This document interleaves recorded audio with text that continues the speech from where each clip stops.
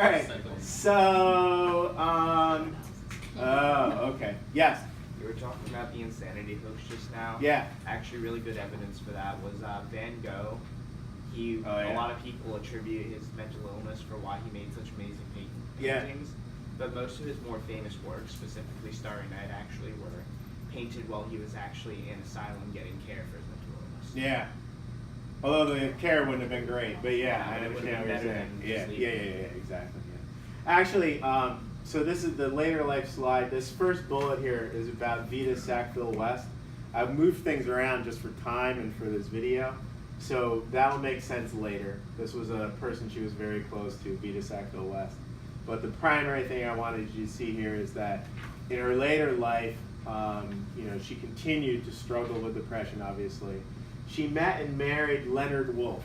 So Leonard Woolf was her husband. He was also a brilliant creative type. They actually they lived in London, they moved from London out into the country to get her away from being like overstimulated by London and the busy city. And they created this printing company called the Hogarth Press. And then they published and printed books by mostly like undiscovered authors. And at that time, Leonard was her primary caretaker when she struggled mentally and emotionally. They did not have any children. That was primarily because of her mental and emotional struggles, and she questioned that later in life. She was very traumatized by World War I and World War II. World War II was early on when Virginia Woolf killed herself. And some of her biographers attribute anxiety about the war as sort of like a triggering factor. It's difficult to know. She had, as I said, had many suicide attempts, but on this day in March 1941, she actually filled up her pockets with rocks, and then she walked into the river Ouse and drowned. And her body was missing for several days until it was eventually discovered by some kids who were fishing downstream, and they discovered her body, which unfortunately probably traumatized them as well. Yeah. So it was obviously a tragic end to her life. Yeah. I've actually got in that presentation her last note to Leonard. It's kind of depressing, but it's also kind of beautiful. So this is the note she left to him before she died. She said, "Dearest, I feel certain I am going mad again. I feel we can't go through another of those terrible times, and I shan't recover this time. I begin to hear voices, and I can't concentrate. So I am doing what seems the best thing to do. You have given me the greatest possible happiness. You have been in every way all that anyone could be. I don't think two people could have been happier till this terrible disease came. I can't fight any longer. I know that I am spoiling your life, that without me you could work. And you will, I know. You see, I can't even write this properly. I can't read. What I want to say is I owe all the happiness of my life to you. You have been entirely patient with me and incredibly good. I want to say that, and everybody knows it. If anybody could have saved me, it would have been you. Everything has gone from me but the certainty of your goodness. I can't go on spoiling your life any longer. I don't think two people could have been happier than we have been. V." And it's at this time that I want to remind you that over here is a helpline, 1-877-HELP-709. And I mean, seriously, I feel bad about people like Virginia. I mean, at the time they just had nothing. But now there is something. So if anybody gets to the point, like she says, it seems the best thing to do. That's not the best thing to do. Call the helpline. It's the best thing to do. Yes. Where does the helpline go to? That is it's a group called Adult and Children's Mobile Crisis. They run out of Lenape Valley Foundation, and it's 24/7. Who organize the suicide prevention? Right? Yes. Yeah. Same deal. Yep. Same deal. Good. All right. Any other questions? All right. So her literary technique. We're almost done here with this part. So I mentioned this before. She's primarily known for her stream of consciousness technique. Now that was originally created by another big British author, James Joyce. Wrote Ulysses, among other things. And stream of consciousness means creating narratives, stories, based on the flow of human thought. Now a lot of times if I ask you like what's stream of consciousness mean, you'll say like writing down the first thing that you're thinking and just like keep writing it down, like each from each. And when it's a literary technique, it's not really that. It's more you create this story and then you create characters and then you write down what they might think. So that adds that level of difficulty to it. And then in A Room of One's Own, it frequently changes points of view and the internal voice frequently changes, so watch for that. And then also she's famous for her speeches.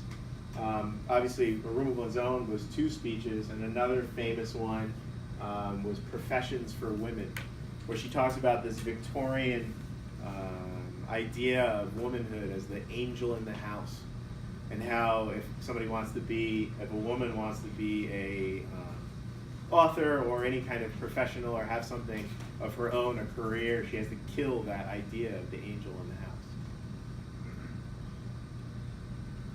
But as I said, the literary technique is what makes her writing challenging. Does anybody have any question about any of that? All right, last thing for this, and that is her biggest works. A Room of One's Own is up there, obviously, and as I said, it's considered to be early feminist writing. The book that's considered to be her masterpiece is To the Lighthouse. I will admit to having read it and been frustrated by it. I absolutely love A Room of One's Own. I really strongly like Mrs. Dalloway. To the Lighthouse I struggled with, but that was me. It's about this family vacationing, and then she kind of jumps around from each of their perspectives, and then they talk about making like an expedition and rowing out to the lighthouse on the point. I remember correctly, I don't know if they never go or they just leave and then it ends, I forget, but it didn't speak to me. Mrs. Dalloway, though, it's her most accessible, and this it was easier to understand, I think. If in AP Lit, if you take AP Lit next year, juniors, you could read this. And it's interesting. It's 2 stories. One of a woman, Clarissa Dalloway, who is this wealthy, high-class woman who is married, doing well, but she's unhappy. But she's not really conscious of being unhappy.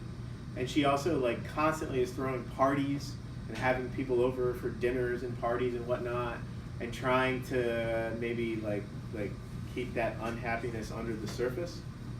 And then this other character who she doesn't know, named Septimus Smith, who is a veteran of World War I, and he's suffering from what we would call now post-traumatic stress disorder, and he's profoundly depressed. And their 2 storylines kind of go along in parallel, and then you start seeing elements of each character in the other, and then at the end they come together in a way that I can't really tell you about because it would be a spoiler. But that is a really good book. So if you like Virginia Woolf at all, I would say go to that one next. So yeah, any questions about that? Yeah?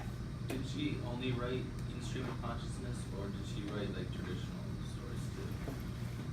Only? I mean, largely, almost all stream of consciousness. Yeah, that was kind of her thing. And I just kind of think it's the way her mind worked, you know? I think she just would start, you know, even in speeches, well, she would read papers, but she would start thinking about a thing and then go to another thing. And there's an essay that I might make you read by her called Death of a Moth. And it's literally her sitting at a desk and there's a moth like caught in a window pane, and she's watching it like fluttering around, and like it's dying, and it's losing power, and she writes about that. And yeah, it's it's hard to follow, but at the same time, she meditates on these bigger ideas of what it means to be alive and what is that life force that keeps us going. And then when you understand how depressed she was, you start to get like a better understanding of like where that was coming from. And the other thing I'll say is, you know now how she died. When you read Room of One's Own, like watch for water. A lot of water comes in. And water is something that she thought about a lot, and I see some people like grimacing. And yeah, it was quite a few years before she died, but it was something that obviously was on her mind. So yeah, Room of One's Own.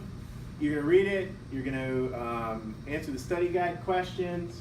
You know, there are a lot of them, and in some ways, it kind of, you know, I know answering all the questions, it kind of takes away from the reading experience.